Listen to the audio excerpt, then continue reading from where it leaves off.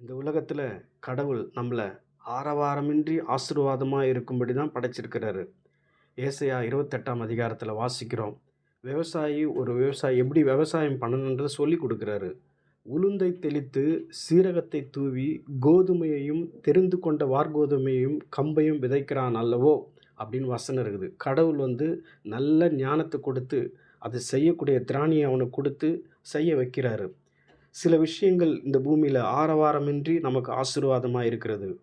உப்பு நமக்கு ஆரவாரமின்றி சுவை அளிக்கிறது. சூரியன் ஆரவாரமின்றி வெளிச்சம் அளிக்கிறது. கனி ஆரவாரமின்றி சுவை தருகிறது.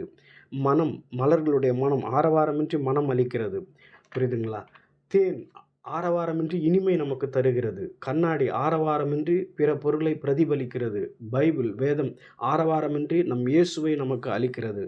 ஸோ நெறைய விஷயங்கள ஆரவாரமே இல்லாம கடவுள் நமக்கு ஆசீர்வாதமா இருக்கும்படி இந்த உலகத்துல வச்சிருக்கிறாரு.